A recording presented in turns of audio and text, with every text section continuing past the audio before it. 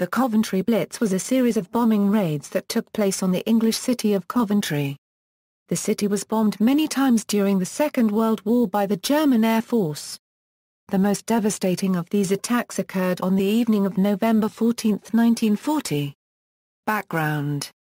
At the start of the Second World War, Coventry was an industrial city of around 238,000 people which, like much of the industrial West Midlands, contained metal-working industries. In Coventry's case, these included cars, bicycles, aeroplane engines and, since 1900, munitions factories. In the words of the historian Frederick Taylor, Coventry was therefore, in terms of what little law existed on the subject, a legitimate target for aerial bombing. During the First World War, the advanced state of the machine tooling industry in the city meant that pre-war production could quickly be turned to war production purposes, with industries such as the Coventry Ordnance Works assuming the role of one of the leading munition centres in the UK, manufacturing 25% of all British aircraft produced during the war. Like many of the industrial towns of the English West Midlands region that had been industrialised during the Industrial Revolution, many of the small and medium-sized factories in the city were woven into the same streets as the workers' houses and the shops of the city centre. However, it developed many large interwar suburbs of both private and council housing, which were relatively isolated from industrial buildings. Air raids, August to October 1940. There were 17 small raids on Coventry during the Battle of Britain between August and October 1940, during which around 198 tons of bombs fell. Together, these raids killed 176 people and injured around 680. The most notable damage was to the new Rex Cinema, which had only been opened in February 1937, and which had already been closed by an earlier bombing raid in September.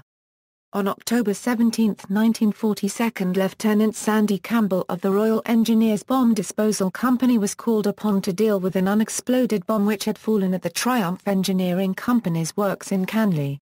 War production in two factories had ceased on a temporary basis because of it, with a large number of people living nearby having to be evacuated. Campbell found that the bomb was fitted with a delayed action fuse which it was impossible to remove, so he decided to transport it to a safe place. This was done by lorry, and he lay alongside the bomb so that he could hear if it started ticking and could warn the driver to stop and run for cover. Having taken it to a safe distance, he disposed of the bomb successfully, but was killed whilst dealing with another the next day.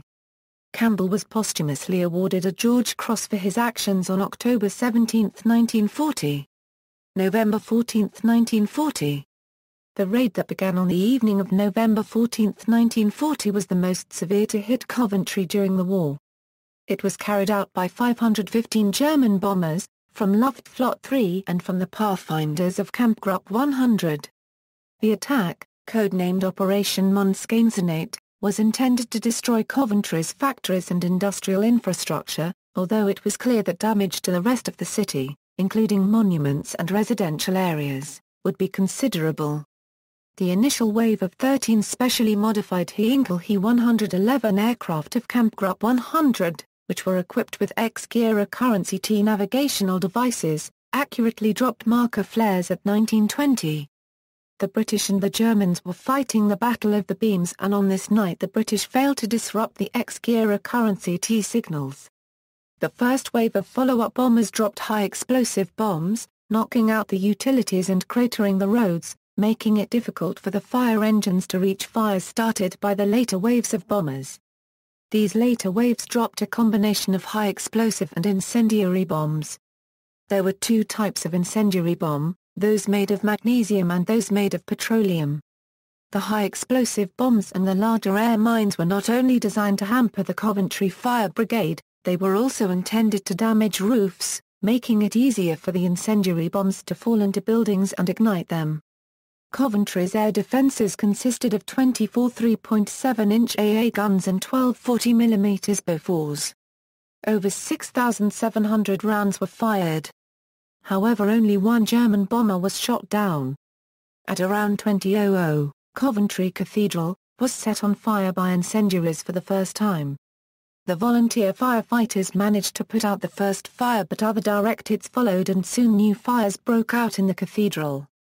Accelerated by a firestorm, the flames quickly spread out of control. During the same period, more than 200 other fires were started across the city, most of which were concentrated in the city center area, setting the area ablaze and overwhelming the firefighters. The telephone network was crippled, hampering the fire service's command and control and making it difficult to send firefighters to the most dangerous blazes first. And as the Germans had intended, the water mains were damaged by high explosives, meaning there was not enough water available to tackle many of the fires. The raid reached its climax around midnight with the final all-clear sounding at 6:15 on the morning of November 15. In one night, more than 4,300 homes in Coventry were destroyed and around two-thirds of the city's buildings were damaged. The raid was heavily concentrated on the city centre, most of which was destroyed. 2 hospitals, 2 churches and a police station were also damaged. The local police force lost no fewer than 9 constables or messengers in the Blitz. Approximately one-third of the city's factories were completely destroyed or severely damaged, another third were badly damaged, and the rest suffered slight damage. Among the destroyed factories were the main Daimler factory, the Humber Hillman factory, the Alfred Herbert Limited Machine Tool Works, 9 aircraft factories, and 2 naval ordnance stores. However, the effects on war production were only temporary, as much essential war production had already been moved to shadow factories on the city outskirts. Also, many of the damaged factories were quickly repaired and had recovered to full production within a few months.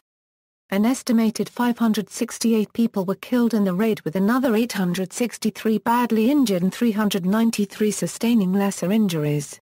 Given the intensity of the raid, casualties were limited by the fact that a large number of Coventrians trekked out of the city at night to sleep in nearby towns or villages following the earlier air raids.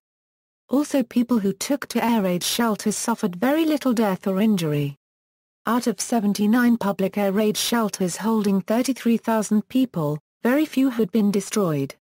The raid reached such a new and severe level of destruction that Joseph Goebbels later used the term Coventryite when describing similar levels of destruction of other enemy towns.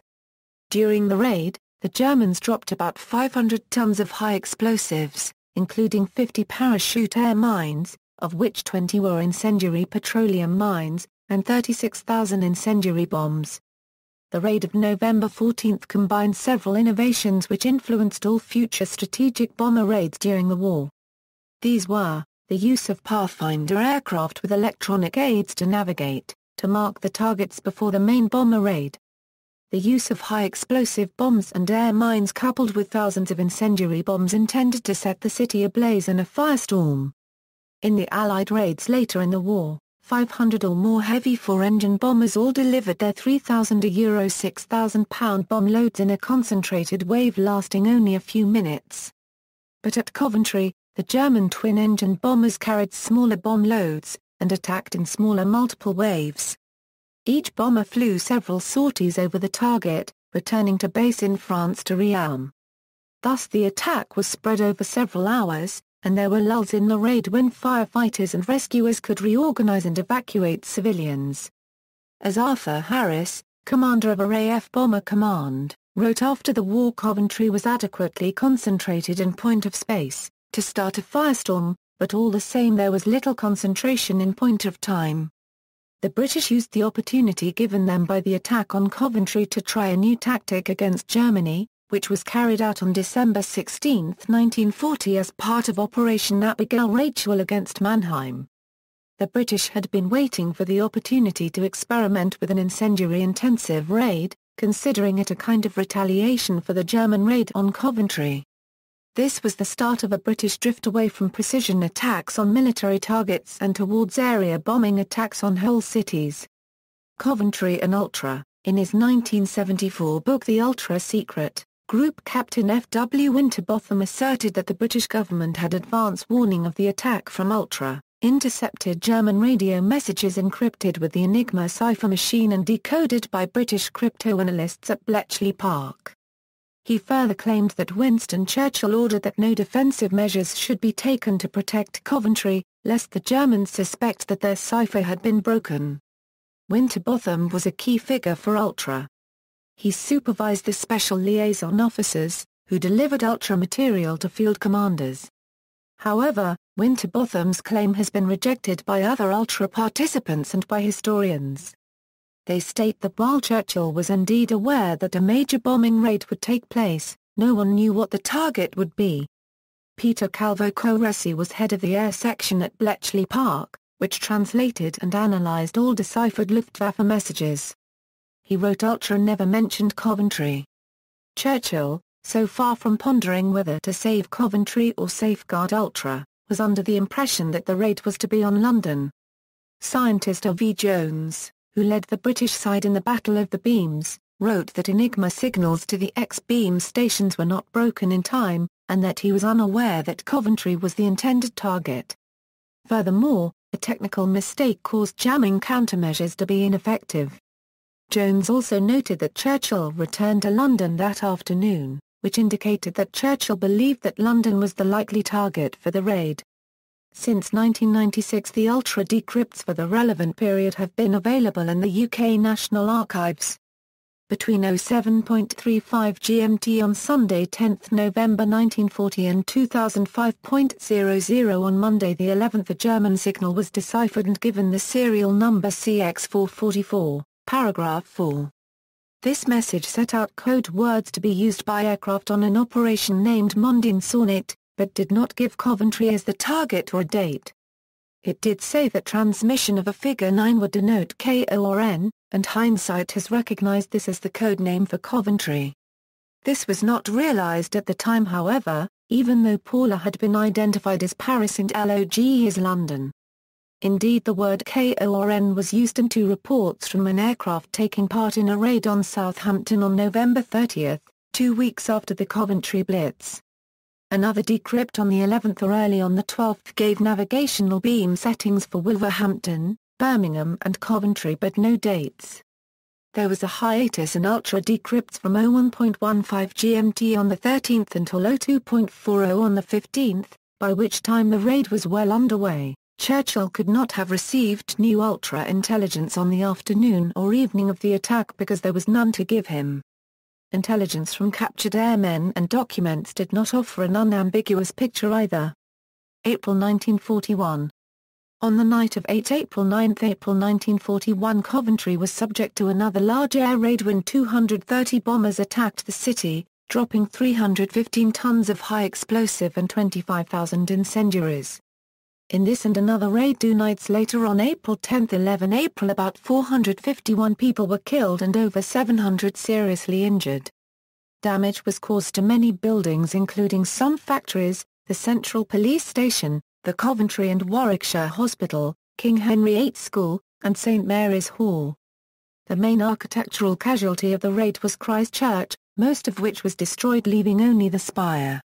August 1942. The final air raid on Coventry came on August 3, 1942, in the Stoke Heath district approximately 1 mile to the east of the city centre. 6 people were killed. By the time of this air raid, some 1,236 people had been killed by air raids on Coventry. Of these 808 rest in the mass grave in London Road Cemetery. Around 80% of them had been killed in the raids of 14/November 15, 1940 and 8 April 10, 1941. Aftermath. Immediate reconstruction was undertaken by a committee headed by motor industry magnate William Rootes.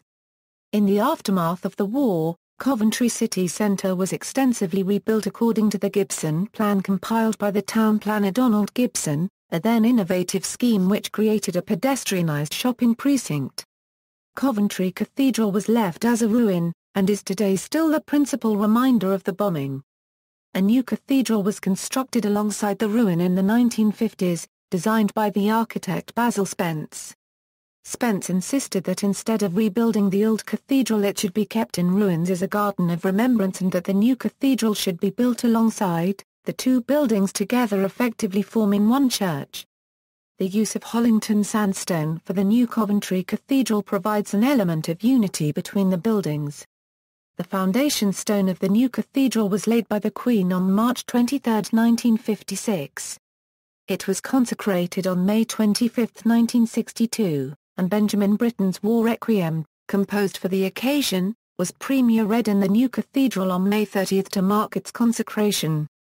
Spin Street was one of the few areas of the city centre to survive the Blitz, and during the post-war redevelopment of Coventry, several surviving medieval buildings from across the city were relocated to Spin Street. However, in addition to destroying many historic buildings, the bombing revealed a medieval stone building on Much Park Street, thought to date from the 13th or 14th century. Archive audio recordings, the devastating raid on the night of November 15, 1940, and its aftermath, were vividly described by several civilians interviewed by the BBC several days later. The speakers included Mr. E. Letts, Muriel Drew, Miss G. M. Ellis and the Very Reverend R. T. Howard. These archived 1940 recordings feature on the Blitz, an audiobook CD issued in 2007. In fiction and drama, A Gathering of Saints, Christopher Hyde. A London serial killer is tracked to Coventry on the night of the big raid. Ultra-intelligence figures in the plot. One Night in November, play by Alan Pollock. A Bletchley Park codebreaker must decide whether to reveal his foreknowledge of the raid to his lover from Coventry. The play repeats the Churchill-Coventry myth, though Churchill does not appear in person in the play. Blissat, novel by Robert Westall. A vivid depiction of the bombing from the perspective of the titular character. Babylon 5 television series, episode In the Shadow of Tydoon. Captain Sheridan, Babylon 5's commander, in a discussion of How Much is a Secret Worth, repeats the Churchill-Coventry myth. Spooks, BBC television series. In one episode, the Churchill-Coventry myth is repeated to justify allowing a known bomb to detonate. Sherlock, BBC television series. In the episode entitled A Scandal in Belgravia, the Churchill-Coventry myth is mentioned, although acknowledged as myth. The Facts of Life, Graham Joyce. Set in Coventry just after the Second World War, the novel follows the unstable life of a young man who represents the next generation of a family that may have psychic powers. Parts of the novel follow his mother's activities on the night of the November 14 bombing. Others deal with the post-war rebuilding. To say nothing of the dog, Connie Willis.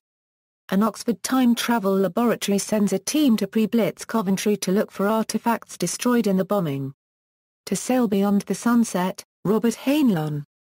A group of time travelers go to Coventry on the night of the second major raid, to provide medical assistance, shoot down German bombers with futuristic weapons, and retrieve a man who is father and grandfather of two of them.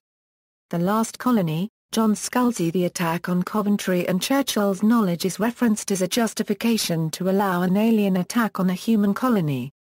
The foreknowledge is revealed as a myth later in the book, Foyle's War, Series 3, Episode A War of Nerves. Lucinda Sheraton née copyright Rose, says we were in Coventry. Referring to the Coventry Blitz and its aftermath.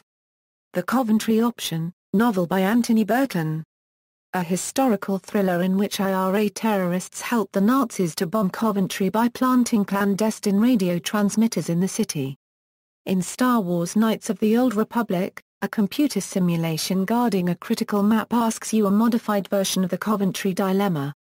You have enemy codes stating that there will be an attack on your city in 5 days, but a critical weak point in their defense will show up in 10 days if you allow them to attack the city. Your player character must answer to gain access.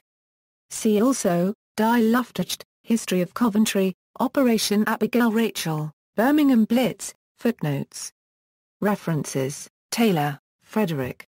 Dresden, Tuesday, 13 February 1945. Bloomsbury, First Pub 2004, used as a reference in this article, paperback 2005. Chapter 10 Blitz, further reading, Peter Calvo Coresi, Top Secret Ultra, includes an account of the Coventry raid, and the actual cryptanalytic intelligence available before the raid. External links, David McCrory. The Coventry Blitz, CWN, Euronews and information for Coventry and Warwickshire, David McGrory photograph a City Centre Coventry air raids the Coventry Blitz Resource Centre, the Blitz audiobook with archive recordings of Coventry Blitz, a letter written in 1940 about witnessing the Coventry Blitz read aloud.